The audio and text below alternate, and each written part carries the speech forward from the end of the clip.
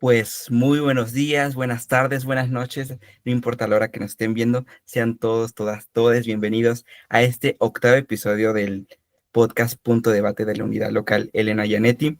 Esta vez el título de este capítulo es A unas horas de la elección al Poder Judicial, un tema muy importante. Yo soy José Ramón Rivera Cruz y en nombre de la Secretaría de Estudios Jurídicos y Políticos y la Unidad Local Elena Gianetti le damos la más cordial bienvenida a nuestra invitada especial, la consejera del Instituto Electoral de la Ciudad de México, Cecilia Hernández. Bienvenida, muchas gracias nuevamente por aceptar y estar aquí. Muchas gracias, José. Pues yo muy feliz de estar el día de hoy en esta sesión del podcast. Me parece un tema fundamental que lo podamos abordar y que todas las personas que nos escuchan y nos ven puedan tener información clave a 5 días ya de la jornada. Así es, muy rápido. Y pues déjenme le comento un poco de la semblanza de la consejera, que es una experta en temas electorales. Ella cuenta con más de 15 años de experiencia en el servicio público electoral. Desde octubre del 2024 es consejera electoral del Instituto Electoral de la Ciudad de México para el periodo 2024-2031.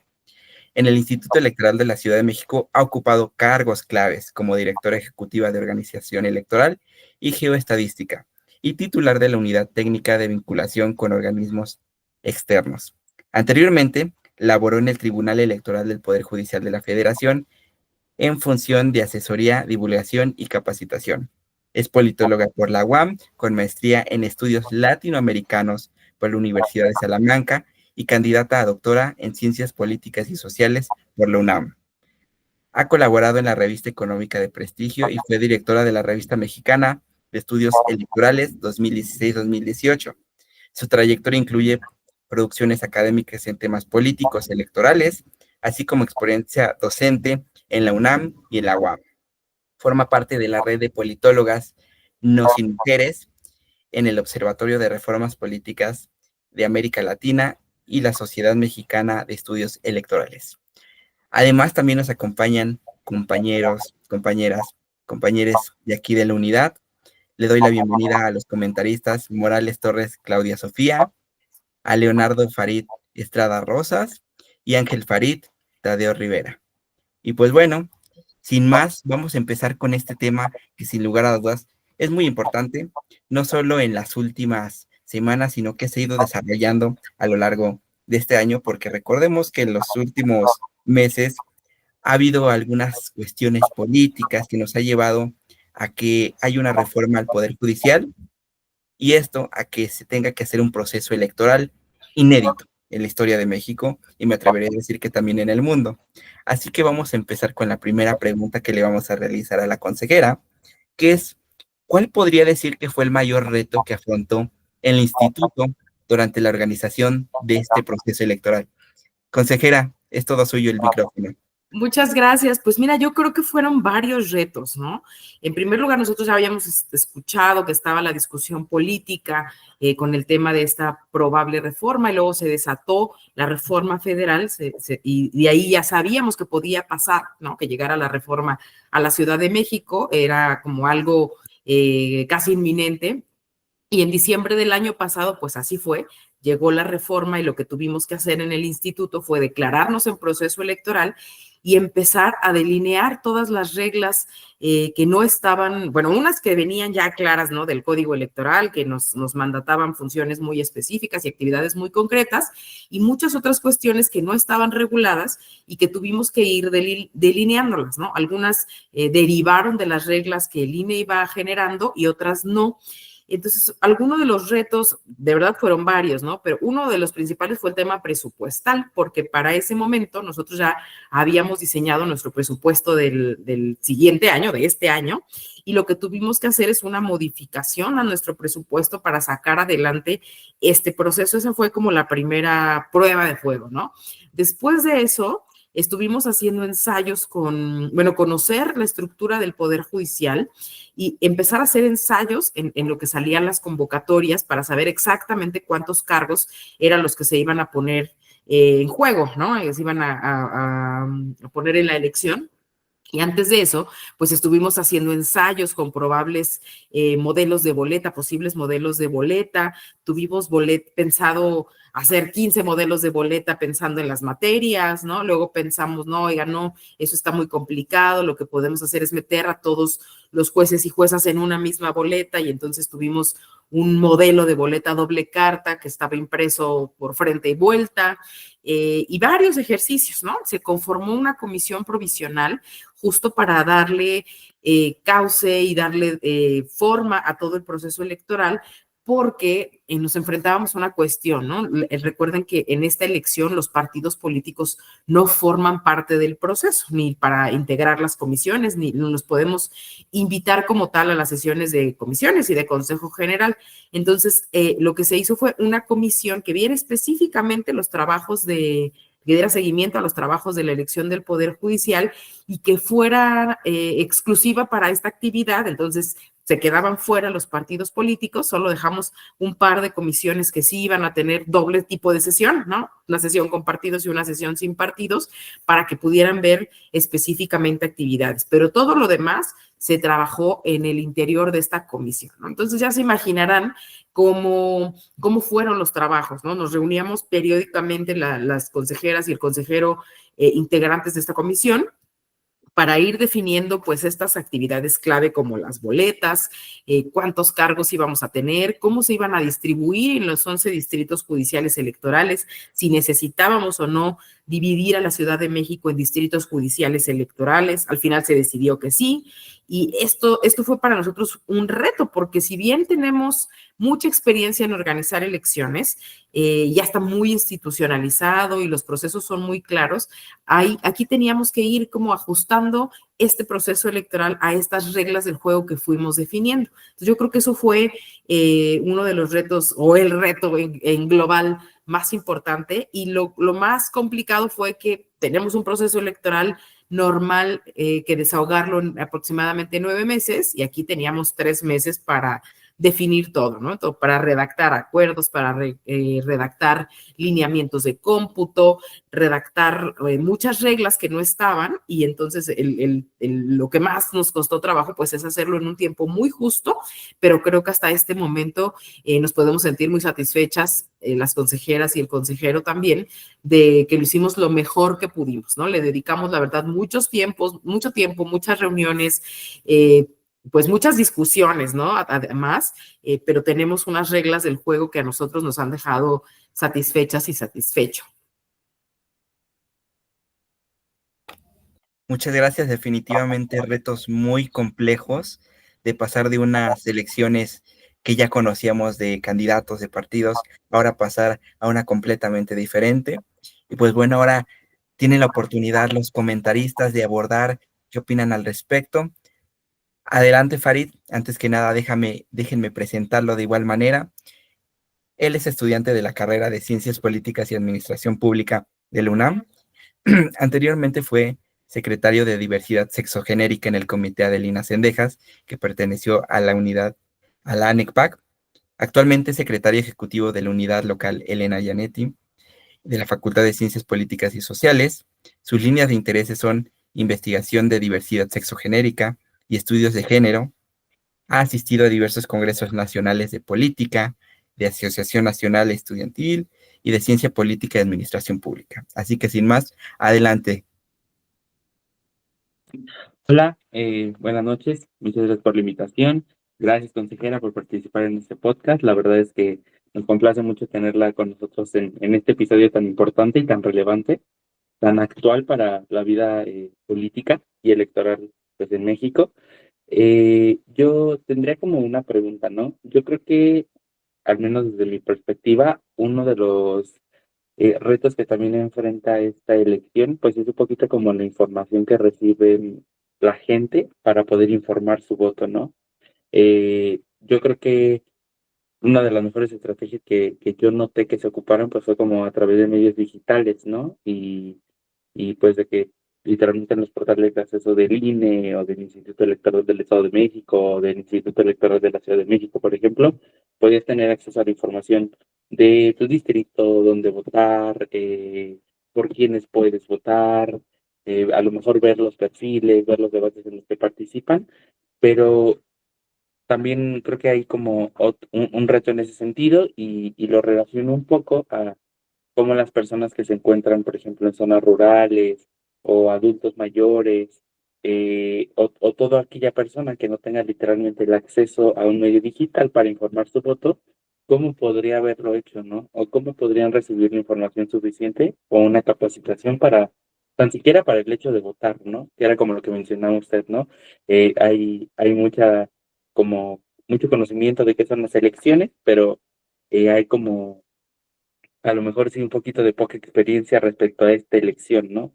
Para empezar, porque es algo totalmente nuevo y porque también resulta que es muy diferente en cuestión de cómo se va a votar, por cuántas personas se van a votar, de qué manera vas a tener una idea, porque pues igual como lo mencionaba, ¿no? No hay partidos políticos. Entonces, pues bueno, esa sería como mi pregunta. Yo creo que es algo que la verdad es que me generaba como un poquito de intriga, ¿no? Cuando notamos que los medios digitales resultan muy útiles, pero a veces damos como por hecho que ya es algo que es como universal y en realidad aún hay bastantes rezagos, ¿no?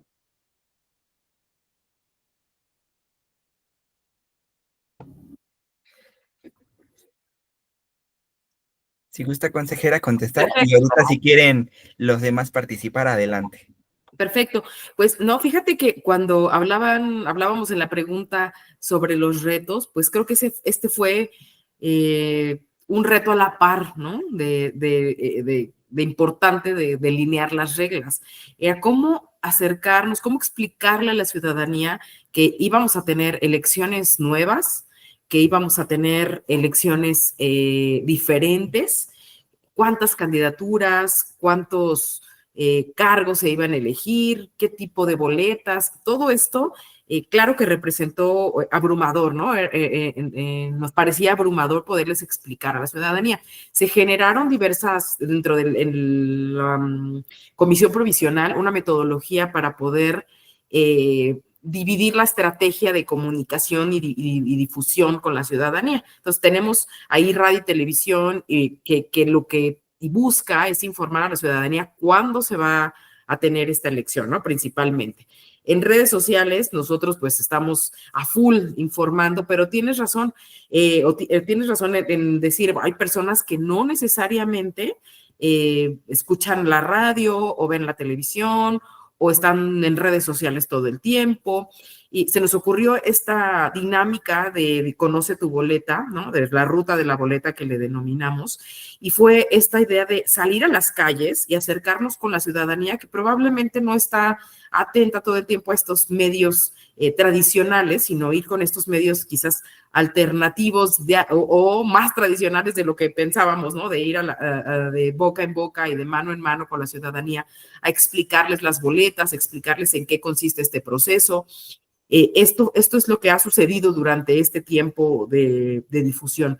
Nos hemos quedado quizás cortos, nos han faltado tiempo para salir a difundir, pero una de las preocupaciones creo que más importantes que tenemos todas y todos tiene que ver con las candidaturas, ¿no? Mucha gente en estos ejercicios de la ruta de la boleta nos dicen, oye, ya te entendí, ¿no? Ya entendí tu boleta, ya entendí cómo tengo que ir a votar, ya entendí que no es igual, ya sé que son muchos cargos, pero yo no conozco a las candidaturas, ¿no? No sé, además de las materias que engloban todas estas, pues sí, de las materias y candidaturas que están en juego, ¿no? ¿Cómo lo conozco? ¿Cómo me acerco a ello? Sí, si bien dentro de la página de internet tenemos este sistema de conóceles, en donde las candidaturas por obligación tenían que haber subido su semblanza curricular y su documentación, no necesariamente toda la gente tiene esta información y no se iba a meter.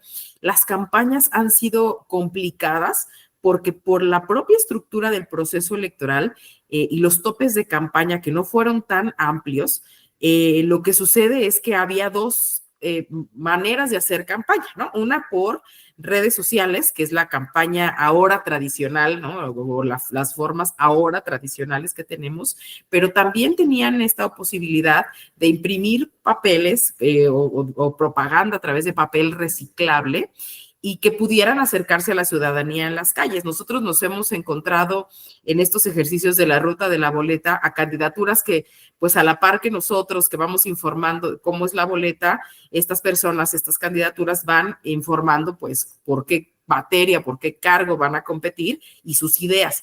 Pero yo creo definitivamente que este es un área de oportunidad importante para el siguiente proceso electoral o siguientes procesos electorales, porque las personas sí nos han dicho en las calles, oye, pero fíjate que en otras elecciones, ¿no? En otras elecciones para los otros dos poderes, como las conocíamos antes, pues está los tiempos de radio y televisión, ¿no? Y entonces, quizás aunque no, las personas no tenían que esforzarse tanto por conocer a las candidaturas, porque de alguna manera ya las escuchaban, ¿no? Si querían entender un poco más sobre sus propuestas, sobre sus plataformas, ya podían adentrarse a otros medios, pero ahora no tienen ni siquiera en radio y televisión eso al alcance. Entonces yo creo que es una de las áreas de oportunidad que vamos a tener que revisar el Instituto Nacional Electoral, que tiene a su cargo en los tiempos de radio y televisión. A mí me queda clarísimo que para esta elección era imposible dotar de tiempos de radio y televisión a todas las candidaturas, ¿no?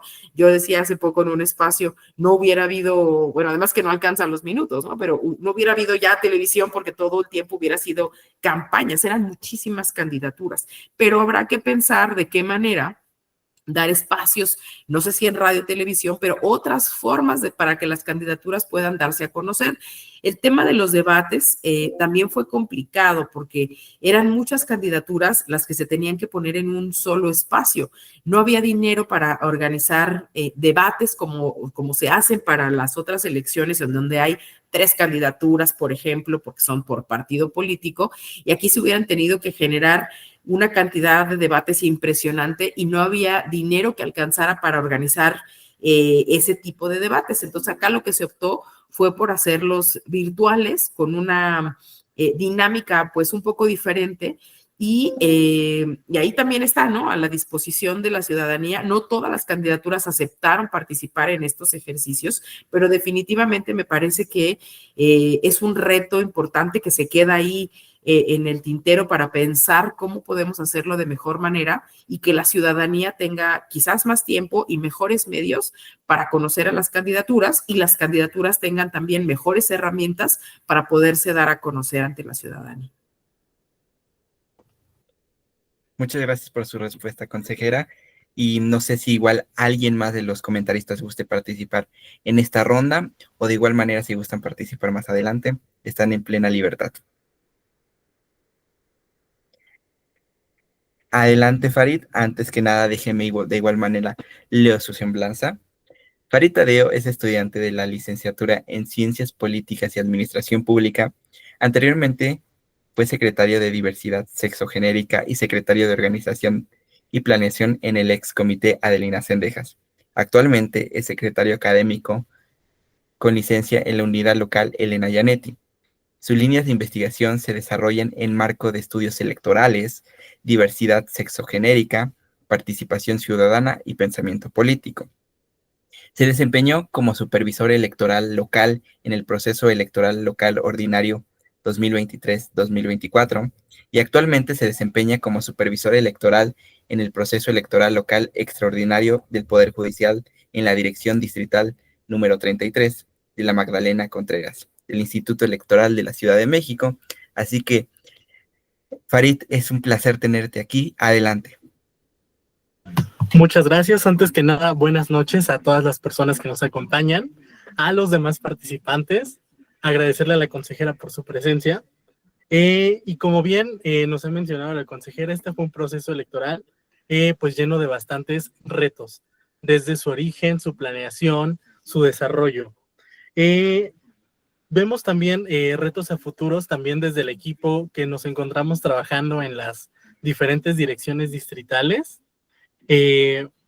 Tal vez como un reto a futuro, ver qué ha pensado la consejera, ver qué han pensado otros consejeros acerca de las medidas que se pueden implementar a futuro para las personas con discapacidad y específicamente con discapacidad visual, pues las boletas actuales están construidas de tal modo que pues no son difícilmente accesibles para una persona que tiene algún tipo, alguna modalidad de discapacidad visual.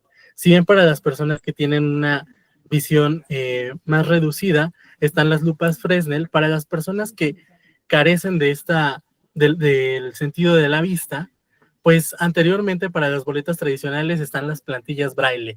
Ver qué posibilidades o qué medidas han pensado la consejera a futuro para implementar estas medidas para las personas con discapacidad. Muchas gracias, Ángel, ¿cómo estás? Me da mucho gusto saludarte. Fíjense que sí, o sea, en esta elección tuvimos esa disyuntiva, ¿no? Teníamos, cuando les estaba comentando de las boletas con muchas candidaturas, pues nos angustiaba un poco el tema de la letra, ¿no? Decíamos, se ve muy pequeño, tenemos bien las lupas Fresnel, pero pues las tendría que usar todo mundo porque era una letra muy pequeñita. El Instituto Nacional Electoral, que es el encargado de hacer los diseños de las boletas y distribuirlos entre los institutos electorales locales, en esta ocasión, digamos que fue un poco más laxo, ¿no? Es decir, bueno, cada instituto, cada entidad tiene sus particularidades en esta elección y ahí cada instituto, con los modelos que el INE hizo, podíamos de alguna manera jugar un poco más, ¿no? Tener un poco de creatividad. Y, por ejemplo, para la Ciudad de México, por el número de candidaturas que al final quedaron por Distrito Judicial Electoral, hubiésemos tenido que imprimir boletas media carta. Y esa fue una de las medidas que no se optó acá en Ciudad de México. Lo que dijimos es, si hubieran sido boletas media carta, la letra hubiera sido muy pequeña y lo que se optó es imprimir las 3 boletas en tamaño carta con la finalidad de que la letra fuera un poco más grande para facilitar la votación de la ciudadanía. Eso por un lado. Por el otro lado, también de alguna manera lamentamos que por los temas presupuestales no se pudiera hacer a nivel federal plantillas Braille, ¿no? Ustedes recordarán, o si no se los cuento, el instituto fue pionero de esta herramienta y de aquí del instituto salió para el mundo, ¿no? No, salió para el nivel federal, de aquí se retomó, es orgullosamente creada en el Instituto Electoral de la Ciudad de México. Entonces, para nosotros, pues sí fue un poco doloroso que en esta ocasión no se pudiera utilizar, especialmente porque a diferencia de las boletas de las otras elecciones, que incluso son pues mucho más sencillas por el número de candidaturas, en esta para nosotros sí hubiera sido como mucho más, nos parecía que era muy importante, pero bueno, así son las circunstancias y como bien lo decía Ángel Farid, bueno, ¿qué estamos viendo para adelante, no? Pues desde luego que no nos agarre en curva la próxima elección y podamos tener programar y presupuestar la elaboración de las plantillas Braille y pues solicitar los recursos suficientes al gobierno de la ciudad con la finalidad de que podamos tener esos recursos para mandar a hacer esas plantillas, independientemente que las lupas pues las vamos a seguir teniendo, ¿no? Y quizás una cuestión adicional que me gustaría comentarles era también el tema de la incorporación de recuadros para poner los números de las candidaturas. También fue una discusión muy importante que se tuvo acá en el instituto, ¿no? En esta posibilidad de jugar con los modelos de las boletas, nosotros pensábamos en algún momento que era buena idea y era mejor idea que no se pusieran números, sino que se pusieran marcas, ¿no? Dejar únicamente la instrucción de vota o tienes la posibilidad de elegir hasta tantas personas por lista de mujeres y tantas personas por lista de hombre y poder utilizar marcas en unos cuadritos pequeñitos, como lo hacemos en las elecciones de otra naturaleza. Al final no me sigue pareciendo que no era mala idea. Sin embargo, ya teníamos las boletas federales diseñadas, ¿no? Ya el INE ya había dicho, estas van a ser las boletas, y esas boletas tenían recuadros. Entonces nos parecía que presentarle a la ciudadanía de la Ciudad de México 2 tipos de boletas tan diferentes, eso podía, aunado a la complejidad que de por sí ya tenía esta elección, hubiera sido pues subirle el grado de dificultad, ¿no? Bueno, vas a tener 6 boletas en donde tienes que poner números y 3 boletas en donde tienes que poner marca, ¿no? Entonces, hubiera sido mucho más difícil explicarle a la ciudadanía cómo votar, a diferencia de lo que estamos haciendo ahora, ¿no? Que le explicamos a la ciudadanía, mira, con que entiendas más o menos cómo funciona la estructura y la dinámica de esta boleta, vas a poder entender en su conjunto las 9 boletas. Entonces, al final, eso fue lo que nos llevó ahí.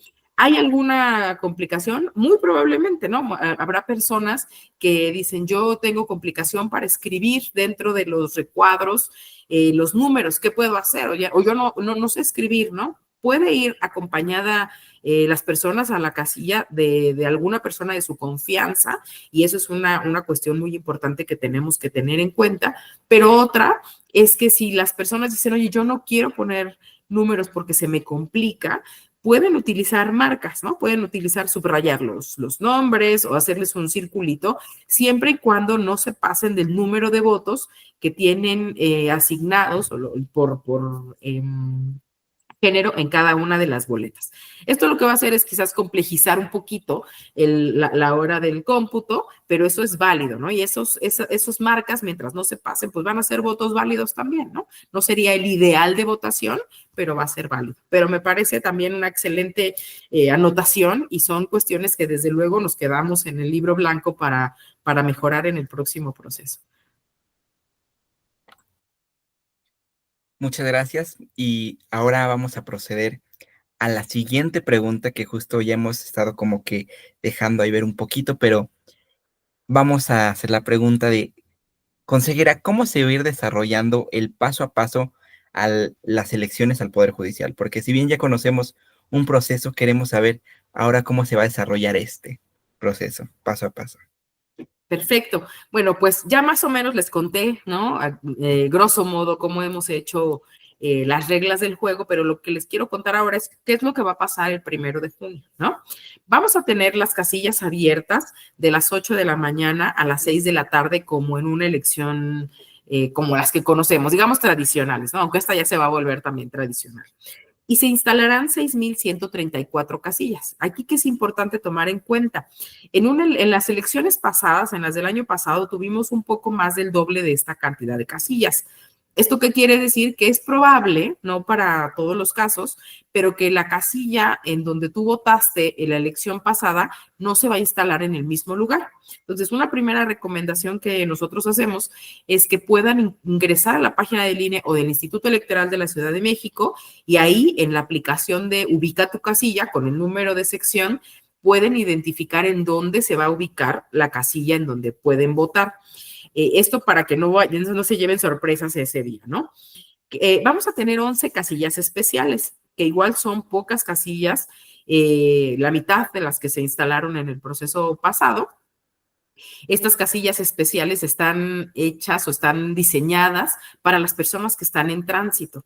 No tendrán una gran cantidad de boletas, entonces ahí nosotros recomendamos que si están en la Ciudad de México y su credencial corresponde a la Ciudad de México, pues no se vayan a una casilla especial, ¿no? Que vayan a la casilla que les corresponde, porque además ahí pues van a recibir las 9 boletas que les tocan, ¿no? Si se van a una casilla especial, pues muy probablemente, dependiendo de la sección, dependiendo del distrito judicial en donde se encuentren, pues se evaluará o se determina cuántas boletas reciben, ¿no? Hay personas que viven en otras entidades y dicen, bueno, yo estoy aquí porque estoy trabajando o porque por algunas circunstancias estoy en la Ciudad de México, pero yo soy de otra entidad.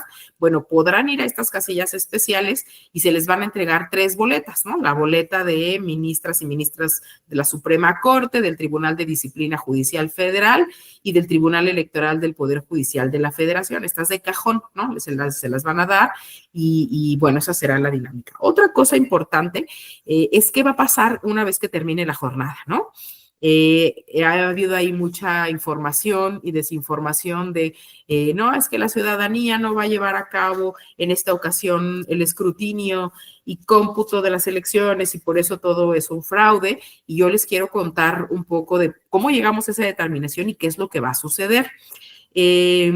Pues muchas veces los trabajos de escrutinio y cómputo en las elecciones de los otros poderes terminan a altas horas de la noche, ¿no? 1 de la mañana, 2 de la mañana, y contando un voto por cada boleta. En esta ocasión, pues vamos a tener 9 boletas y muchos más votos. En total, aproximadamente van a tener 56 votos cada persona que vote en la Ciudad de México. Entonces, este trabajo va a ser muy complicado y requiere de mucho cuidado para que se cuente cada voto que hay en cada una de las boletas. Entonces, lo que ya en el caso de la Ciudad de México venía definido en el Código Electoral y se operó a través de los distintos lineamientos, en específico los lineamientos, el manual de jornada que se va de casilla única que se va a tener en la Ciudad de México, es que la ciudadanía que va a fungir como funcionaria de casilla, lo que va a hacer es clasificar los votos. Recordaremos, y si no se los cuento, que en esta ocasión va a haber una sola urna, ¿no? A diferencia de otras elecciones donde tenemos una urna para cada elección y metemos nuestras boletas en cada urna dependiendo del color. Aquí no, vamos a tener una urna única y nuestras 9 boletas, una vez que votamos, las vamos a doblar y las vamos a meter en esa urna. ¿Qué va a pasar si se llena esa urna? Bueno, el funcionariado de casilla tendrá más urnas para irlas poniendo así hasta que se llenen y al final tendrá pues un determinado número de urnas llenas. ¿Por qué? ¿No? Oye, pues es que hubiera sido más fácil para el funcionariado que tuviera por lo menos una federal y una local. Lo que queremos evitar con ello, o lo que se busca evitar, es que se generen grandes aglomeraciones a la hora de votar, ¿no?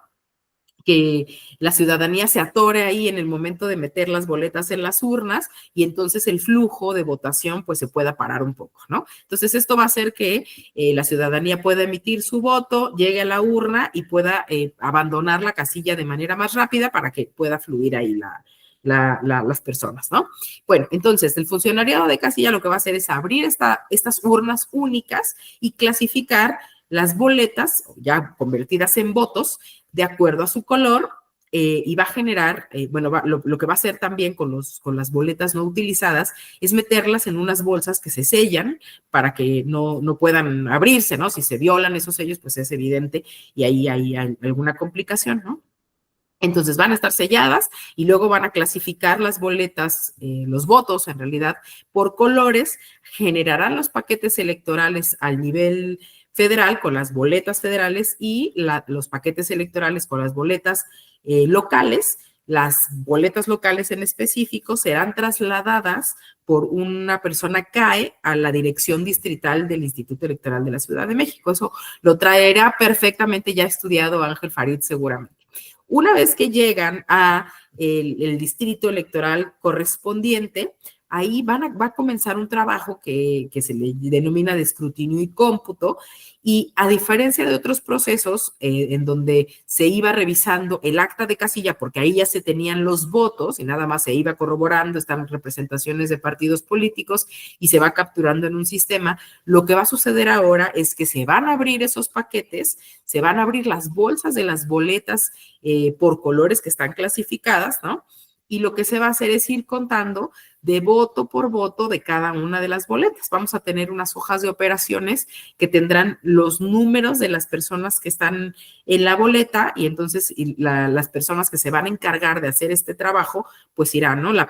Voto para el número tal y van a ir poniendo palitos, ¿no? En cada uno de los números para que al final del escrutinio y cómputo de esa elección se irá con, el Tribunal de Disciplina Judicial, vendrá las de magistraturas, luego el de juzgados y ahí tendremos los resultados de toda esa casilla.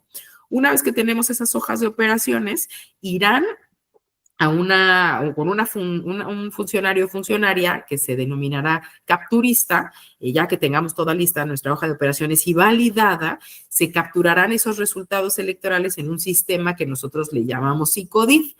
Ese SICODIF lo que va a hacer es, va acumulando todas estas hojas de operaciones, genera el acta de casilla como tal de eso que se acaba de computar y de manera simultánea se va a actualizar el visualizador público de resultados.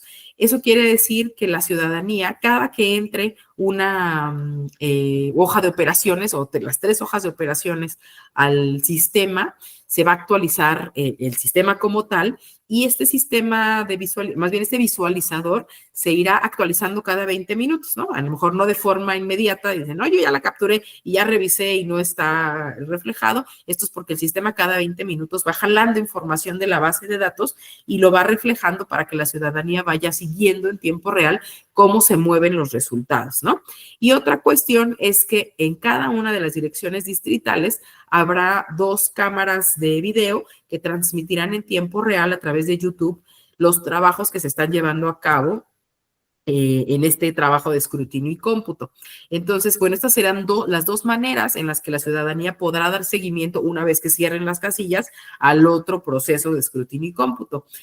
Nosotros tenemos programado o pensado que eso, proyectado en realidad, que eso pudiera tardar hasta 10 días, ¿no? Estos trabajos de escrutinio y cómputo que van a ser, pues, de alguna manera lentos, laboriosos, y van a tener unos descansos en la madrugada, ¿no? Para que puedan ir a dormir y regresen con ojos frescos y otra vez a contar, ¿no? A contar votos. Esperamos que esto pueda suceder a lo largo máximo de 10 días y una vez que eso sucede, perdón, van a venir los cómputos por entidad y por distrito judicial electoral. El de entidad vendrá para el Tribunal de Disciplina Judicial porque esa boleta que ustedes van a recibir, la recibirá toda la entidad. Es la misma boleta con las 31 candidaturas. La van a tener todas las personas, van a recibir esa misma boleta y el determinar quiénes son las personas que tienen la mayor cantidad de votos para mujeres y para hombres, eso se va a hacer acá en el Consejo General del Instituto Electoral de la Ciudad de México y lo mismo va a suceder en el caso de los distritos judiciales electorales, ¿no? Cada dirección distrital hará su cómputo y recordemos que cada dirección distrital, cada 3 direcciones distritales, o más bien un distrito judicial electoral, se compone de 3 direcciones distritales. Eso quiere decir que los resultados de cada uno de estos 3 distritos que componen se hará la sumatoria acá en el Consejo General para determinar entonces cuáles son las personas que tienen la mayor cantidad de votos por distrito judicial electoral. Eso se va a llevar a cabo una vez que se termine el cómputo distrital y ya posteriormente se hará la entrega de las constancias de mayoría a estas candidaturas. Eso, grosso modo, será lo que sigue, ¿no? Después de la jornada electoral, habrá desde luego un periodo para impugnaciones por las candidaturas que no estén de acuerdo con los resultados y tengan elementos, podrán acudir a las instancias jurisdiccionales para que se pueda revisar en algún caso específico en donde se tenga alguna cuestión. Definitivamente va a ser un proceso complejo y justamente también dar claridad de este tipo de cuestiones que a lo mejor pueden sonar mucho en las personas, ¿no? Que quiénes van a contar los votos, cómo lo van a hacer, y pues bueno, va a haber los mecanismos para que justamente este proceso sea transparente. Entonces, abro paso a los comentaristas, igual si alguien quiere participar en esta ronda, sino de igual manera en la siguiente. Adelante, Farid. Muchas gracias. Bueno, agregar como comentario que el Instituto Electoral de la Ciudad de México cuenta con varios principios rectores que justamente lo que hacen es dirigir el actuar del instituto. El instituto sigue un mandato constitucional, el cual consiste en realizar este proceso electoral, pero el instituto de manera interna sigue estos principios rectores: certeza, legalidad, independencia, imparcialidad, objetividad, máxima publicidad, igualdad, accesibilidad, participación, calidad y mejora continua, interculturalidad y progresividad de derechos. Es decir, estas medidas que mencionaba la consejera, como grabar el escrutinio y cómputo, tener esas transmisiones en vivo, a la par llevar el psicodit, permitir también a las personas observadoras electorales, es justamente la manera de garantizar esta certeza en esta elección, en decir que sus votos de la ciudadanía van a estar seguros. Las personas funcionarias del instituto, de las direcciones distritales, el personal eventual como lo somos los supervisores y los capacitadores asistentes locales, vamos a realizar justamente estas tareas que mencionaba la consejera a través de la integración de mesas de trabajo, por lo que queremos compartir a la ciudadanía que estén seguras de que nosotros, que somos sus vecinos, con quienes conviven día a día, somos las personas que vamos a salvaguardar la integridad de su elección, la integridad de sus votos, y que sepan que vamos a contar con las mejores medidas de seguridad, las mejores medidas de transparencia para garantizarle a la ciudadanía el ejercicio pleno de sus derechos político-electorales. Ahora, siguiendo esta lógica de los principios rectores y destacando pues principalmente la calidad y mejora continua, vemos que este proceso 2025 fue un poco como el escenario de prueba para las medidas que se van a llevar a futuro. Sabemos que en 2027 se va a elegir otra parte del Poder Judicial. Y a la vez destacar que en este mismo año 2027 pues hay un proceso electoral concurrente. Es decir, que se va a renovar la Cámara de Diputados del Congreso de la Unión y se renueva además el Congreso de la Ciudad de México y las alcaldías. Viendo a futuro a 2027, teniendo en cuenta que habrá pues dos procesos, por así decirlo, el proceso concurrente ordinario y el proceso electoral del Poder Judicial de ese año, se han planteado ya tal vez a futuro la implementación en la Ciudad de México, digamos ya esta migración hacia la urna electrónica para facilitar la cuestión de los materiales electorales, pues creo que tenemos experiencia en que pues las bodegas que existen se dan apenas abasto para un proceso electoral. Entonces, digamos que la infraestructura del instituto está diseñada de tal manera que pues lleva un proceso. Entonces, ver si a través de esta urna electrónica se pudiera tener alguna mejora para el desarrollo de este proceso, de estos procesos electorales en 2027. Muchas gracias por la acotación, por la aportación. Desde luego, en primer lugar, quisiera pues fortalecer lo que tú dices, ¿no? En el instituto estamos comprometidos. Hay personal pues que tiene 25 años haciendo elecciones. Hay personal que pues es más joven, ¿no? Que está... no tiene tantos años, pero tiene experiencia. Hay muchas personas del servicio profesional electoral y en realidad todos estamos comprometidos con organizar procesos electorales íntegros, pulcros, cuidados, ¿no? Que el tema político sea ajeno al trabajo técnico y al compromiso que tenemos por organizar elecciones de calidad, ¿no? Es importante comentar que el Instituto Electoral de la Ciudad de México está certificado con una ISO electoral, es el único en este país que está certificado de esa manera y es de los pocos en América Latina que también tiene esta certificación.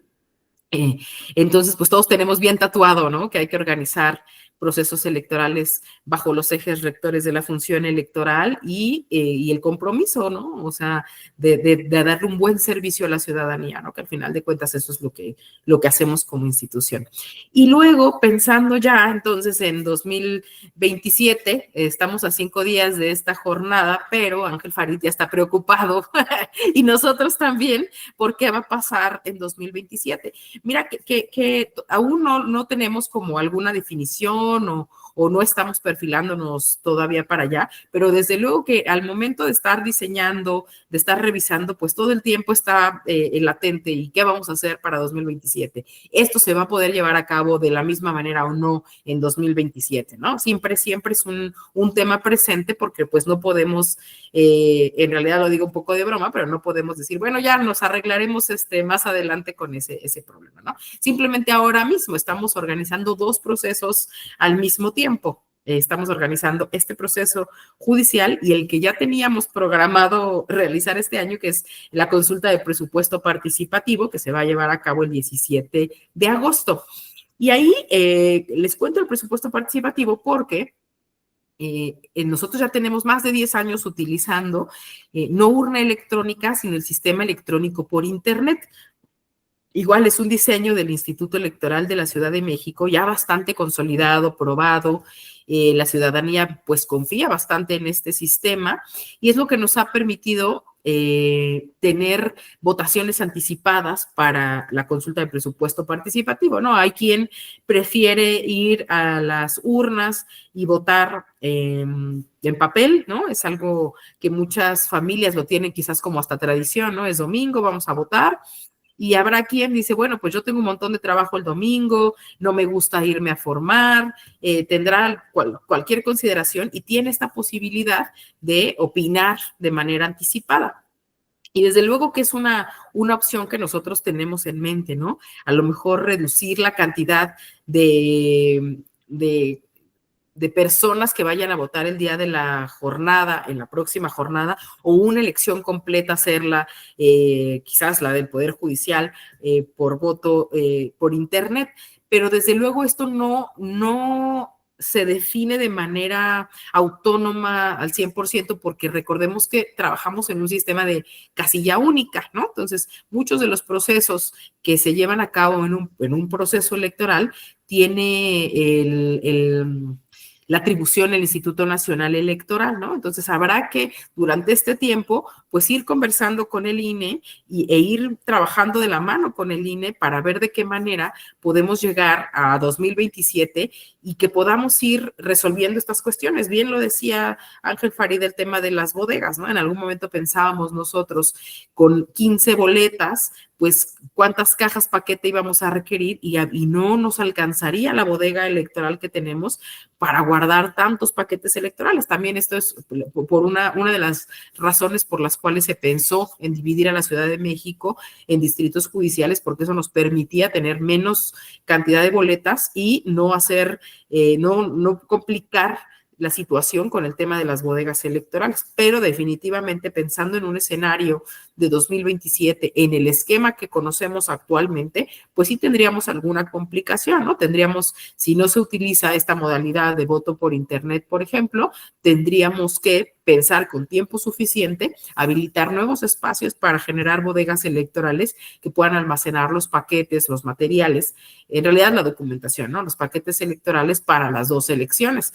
Pero no solo eso, o sea, pensar entonces en el modelo de casilla única, pues cuántas urnas tendríamos, cómo se modificaría el funcionariado de casilla, si tendríamos más mamparas o canceles, ¿no? O sea, tendríamos que pensar en ya ir pensando en cómo vamos a resolver esta cuestión, porque, bueno, si bien el instituto no compra tantos materiales electorales, tenemos un programa muy importante de rehabilitación de materiales, entonces, pues, prácticamente los rehabilitamos y los usamos en la siguiente elección. Entonces, quizás no tendríamos que comprar tantos materiales, pero sí pensar cómo almacenarlos y cómo hacer los cómputos, ¿no? Que eso sería como una cuestión complicada, ¿no? O sea, vamos a hacer los cómputos con consejos distritales y representaciones de partidos políticos para una elección de alcaldías y diputaciones, y cómo haríamos entonces el cómputo para elecciones del Poder Judicial sin partidos políticos. O sea, no está fácil, no es algo que tengamos así ya resuelto a la vista, pero es algo latente que tenemos que ya vamos nosotros como pensando y vamos haciendo nuestra lista de cosas con las que tenemos que trabajar para llegar a 2027 pues muy preparados para atender a la ciudadanía como lo estamos haciendo ahora.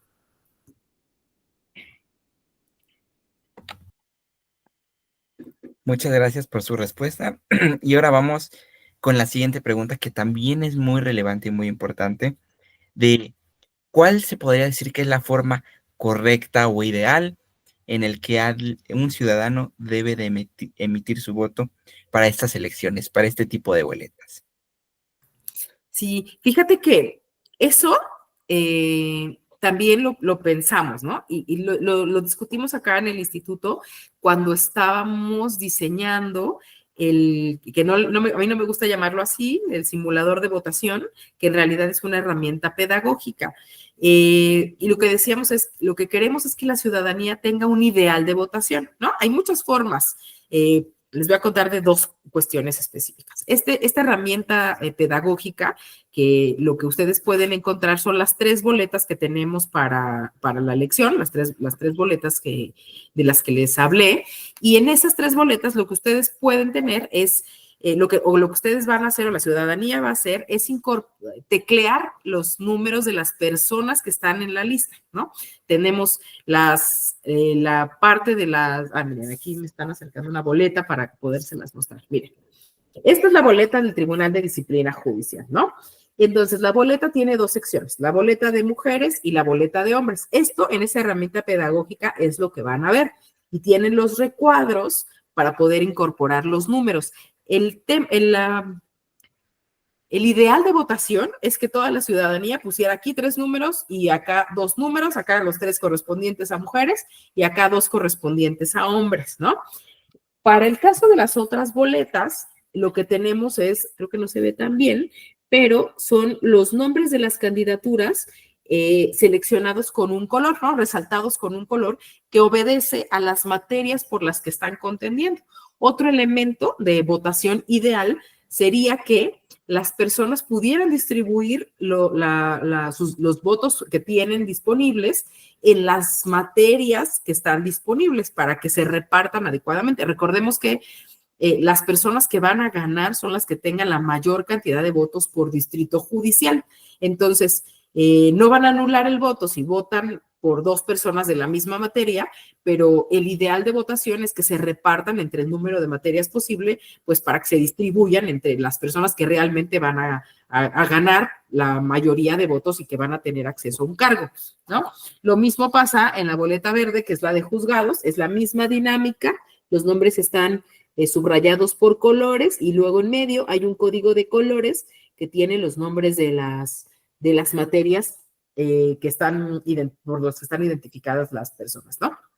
Las candidaturas. Entonces, en esta herramienta pedagógica les permite solo avanzar a la siguiente boleta una vez que en este ideal de votación escriban los números de manera correcta. Es decir, si alguien pone un número de un hombre en los recuadros de mujeres, la herramienta no les va a permitir continuar con la siguiente boleta porque les va a mandar mensajes de no es que esté mal, pero se sugiere o que revises tu votación porque estás metiendo un número que no corresponde al género correspondiente, ¿no? Por eso les decía que es el ideal de votación, pero ¿qué va a pasar en la realidad? ¿No? Ya les adelantaba yo hace ratito que si alguien dice yo no quiero poner números, quiero poner marcas, esto va a ser un voto válido. Y ahí es donde hablo del segundo instrumento básico, ¿no?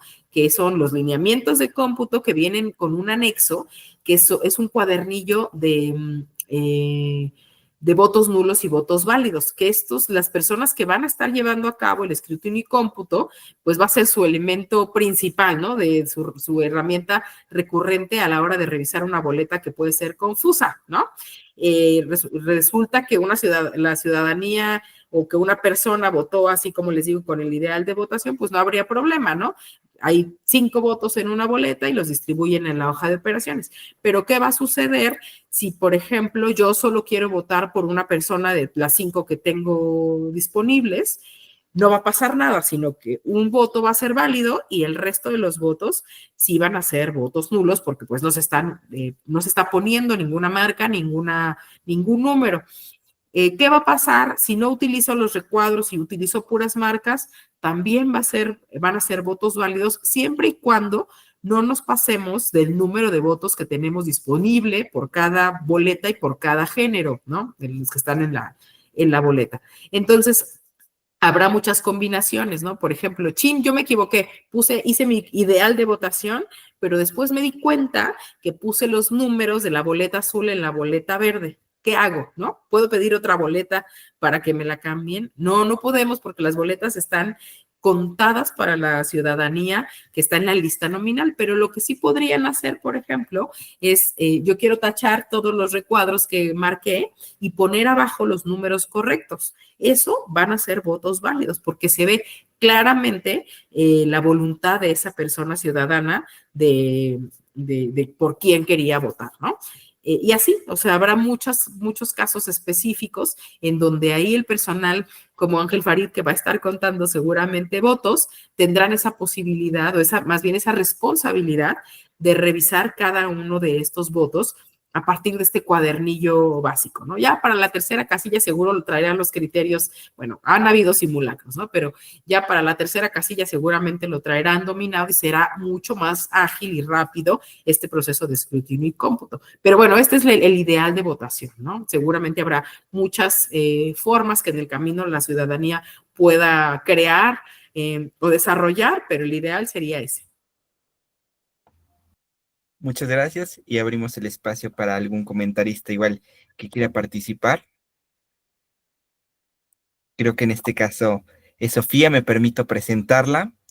Sofía Torres es estudiante de la carrera de Ciencias Políticas y Administración Pública en la Facultad de Ciencias Políticas y Sociales de la UNAM. Anteriormente se desempeñó como subsecretaria de Medio Ambiente y Protección Animal en la organización juvenil Jóvenes por México. Actualmente es subsecretaria de Organización y Planeación de la Unidad Local Elena Gianetti, de la Facultad de Ciencias Políticas y Sociales de la UNAM. Sus líneas de interés son ciberseguridad, seguridad nacional y estudios de género.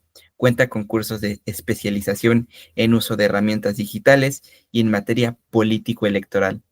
Sofía, adelante.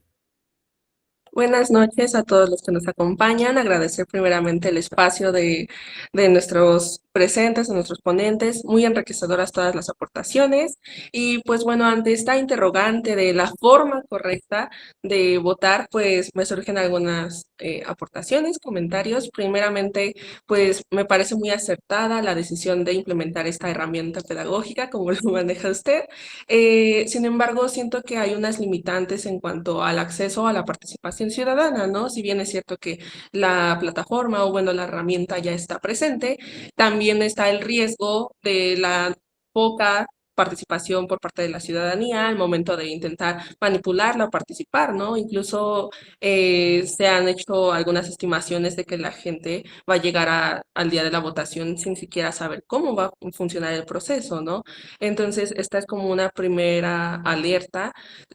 No obstante, también pues está esta parte muy acertada de la comunicación, de la difusión por parte del instituto, pues para precisamente dar a conocer cómo va a funcionar este proceso. También me gustaría reconocer la gran labor y responsabilidad pues de todas estas personas que van a llevar a cabo el escrutinio y cómputo pues de todo este proceso, ¿no? Porque finalmente la responsabilidad es muy grande, tienen un compromiso con toda la ciudadanía, es una parte de representación, pero también de hacer valer su decisión. Y en cuanto a la forma correcta de votación, me surgen dos inquietudes. Primeramente, en cuanto a las tomas de decisiones de las personas, ¿no? El ideal es que sea un voto informado, un voto, pues, de su interés y principalmente de su propia decisión, ¿no? Entonces, el momento de entrar a las plataformas, de informarnos de los perfiles de los candidatos, me parece muy acertado también el currículum o todo el historial que tenemos, ¿no? Pero con base a qué va a tomar la decisión la ciudadanía, ¿no? Con base a la foto, al más guapo, al más atractivo o al que tenga un mejor historial, una mayor trayectoria, mayores años de experiencia, cómo se va a fomentar esta idea de votación, ¿no? Finalmente es algo propio, pero ¿cuál sería la sugerencia general? Y posteriormente, en cuanto al procedimiento de las boletas, me parece también muy acertado que se contemplen estas variaciones, estas opciones de no interpretar, pero sí de dar validez a la verdadera decisión que tome el ciudadano al momento de elegir. Si bien es cierto que estos procedimientos son nuevos para todos, desde la planeación, la implementación va a ser nueva, es un proceso totalmente nuevo para todos, desconocido, así como han pasado eventos históricos como la pandemia, que nadie sabía cómo funcionaba hasta el momento en el que se fue desarrollando, ya luego uno entiende un poco cómo funciona. Siento que en el caso de esta elección va a ser algo similar, es un proceso desconocido, es un proceso nuevo, pero tengo la esperanza firme de que va a salir muy, muy bien. Y pues nada, esa sería como la inquietud un poco de con base en qué se va a tomar la decisión y pues reconocer la gran labor de los compañeros que van a estar realizando el conteo y también un poco de este espacio de... Pues sí, de interpretación, pero de comprensión principalmente de las decisiones que quiere tomar la ciudadanía a partir de, pues ahora sí que de una elección, pero que también se deben de contemplar estos rubros o líneas delgadas entre un error y una decisión realmente que se quiera tomar en cuenta, ¿no? Muchísimas gracias, Sofía. Muy interesante lo que comentas, ¿no? Yo creo que una de las grandes preocupaciones de este proceso electoral, y lo habíamos comentado de alguna manera, pues es dada la novedad, ¿no? Y el poco tiempo que hemos tenido para organizarlo, pues que hay desconocimiento de la ciudadanía de las propias candidaturas, ¿no? O sea, les decía yo, me parece que a estas alturas ya muchos sabemos que hay elecciones, sabemos que van a ser boletas distintas, sabemos muchas cosas, pero muy probablemente no traemos claridad todavía de por quiénes vamos a votar y lo que tú decías, cuál será el criterio que debo usar para seleccionar a las candidaturas de mi preferencia, ¿no? De la preferencia de la ciudadanía. Y ahí yo creo que sí es un ejercicio completamente ciudadano y una responsabilidad ciudadana revisar esas candidaturas y generarse un criterio, ¿no? Cuando elegimos a autoridades para los otros poderes, pues de igual manera cada ciudadano, cada ciudadana se genera sus criterios, ¿no? A mí el fin de semana un señor en la ruta de la boleta me comentaba que yo trataba de decirle, bueno, pues quizás ahí usted puede evaluar dentro de la página la experiencia de las personas, ¿no? Y él me decía, me parece muy bien lo que tú me dices, pero para mí un criterio va a ser darle oportunidad a la juventud, ¿no? Y yo decía, bueno, pues ese es el criterio del Señor, ¿no? Habrá quienes dicen, yo sí valoro más la experiencia dentro de la materia por la que va a estar contendiendo esta candidatura.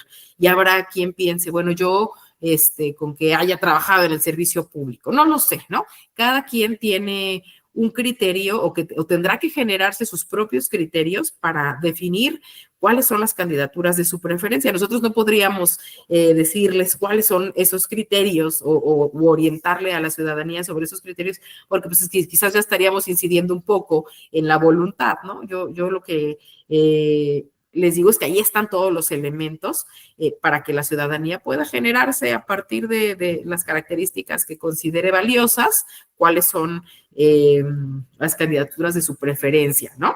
Otra cosa importante que no les comentaba yo para lo del ideal de la votación, pero que me hizo reflexionar ahora, Sofía, con lo que decía, es se ha hablado mucho que si se puede o no llegar a la casilla con alguna guía, ¿no? De votación de las candidaturas, un papelito con los números o con los nombres de las personas por las que yo voté.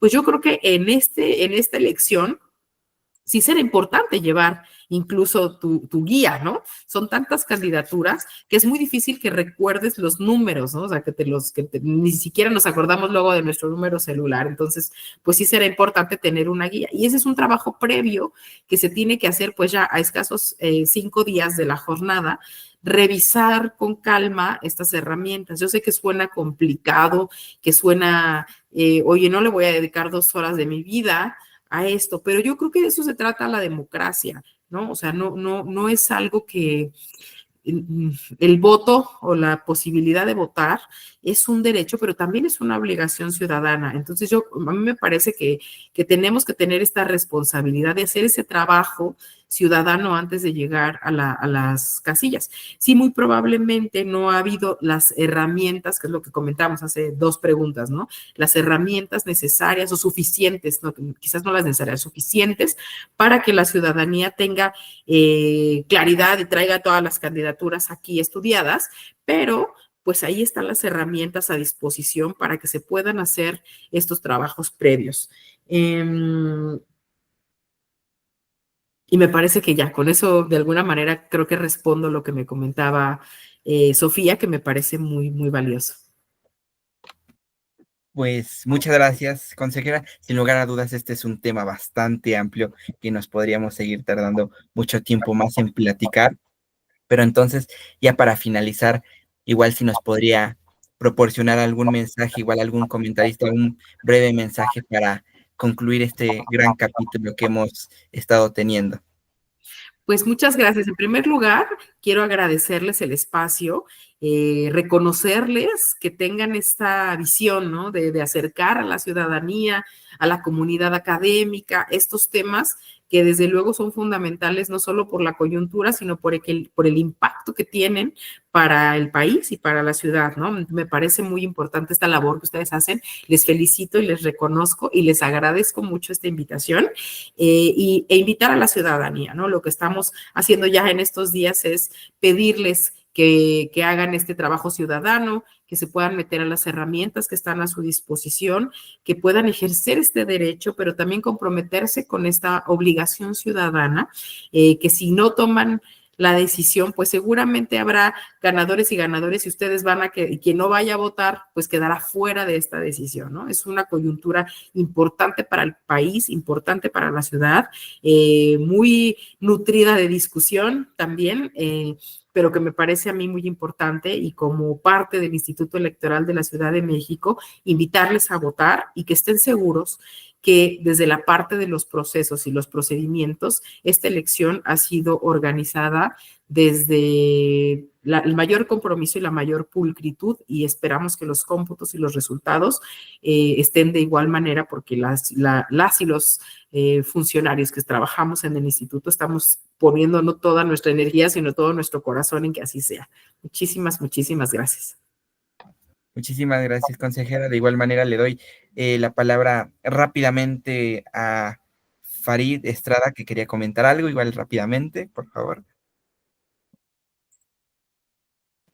Sí, pues bueno, ya igual solo para cerrar como a modo de conclusión, pues igual comentar, pues que creo que esta plática que tuvimos, la verdad nos deja como varios puntos claros sobre las cosas que vamos a ver un poquito en esta elección, sobre también los retos o las áreas de oportunidad que hay para futuras elecciones en esta situación. Y bueno, una de ellas, pues lo comentaban, ¿no? Como la parte de cómo la tecnología no terminaba o no termina sustituyendo el trabajo territorial, ¿no? Lo veíamos a través de lo que nos comentaba usted, ¿no? Como con la ruta de la boleta, ¿no? O sea, cómo funciona, cómo votar, cómo ocuparla. Y vemos otro punto que es que la parte de como la pedagogía o la enseñanza de la boleta, ¿no? O sea, no solo es leer la boleta, es entenderla, es comprender cómo funciona, es entender qué función tiene y que incluso literalmente pues hay un proceso detrás de, ¿no? Para hacer la boleta. Tiene un porqué, tiene una motivación y pues que tiene, la verdad es que pues bastante en resaltar pues el trabajo que han hecho, ¿no? Por de verdad hacer que esas elecciones aún a lo mejor con cierta presura de tiempo, con la nueva experiencia, con que es un trabajo totalmente nuevo. Si bien hay muchas áreas de oportunidad, también pues en esta elección queda claro que pues se hizo lo mejor que se pudo hacer con todo lo que se tiene en este momento, ¿no? Entonces, también justo como para cerrarlo, ¿no? Como la parte de nosotros como ciudadanos, que es aceptarla, en este caso como el compromiso que tenemos, ¿no? Independiente a nuestras posturas políticas o si estamos de acuerdo o no con cómo se están haciendo las elecciones, saber que tenemos un deber, una responsabilidad con lo que se nos otorga en esta oportunidad de poder votar y entonces pues hay que también comprometernos nosotros como ciudadanos, ¿no? A buscar las maneras de informarnos y hacer un voto efectivo, ¿no? Tratar de que valga la pena este valor, este derecho que tenemos por votar. Y pues ya, ¿no? Para cerrarlo, pues que incluso pues la participación no puede depender solo como de medios digitales, ¿no? Sino que hay mucho que hacer por fuera y que al final, aunque hay áreas de oportunidad para trabajar entre pues que se incluya a la mayor parte de la población para que pueda participar en las elecciones, pues se sigue trabajando y pues que agradecemos muchísimo todo el esfuerzo que ponen todos y cada uno de ustedes en esas elecciones, ¿no? Sería todo, muchísimas gracias. Igual muchísimas gracias a la consejera por participar y sería todo. Pues hasta aquí llegó el capítulo, este 8º capítulo del podcast Punto Debate. Muchas gracias a todos los presentes y nos vemos hasta la próxima.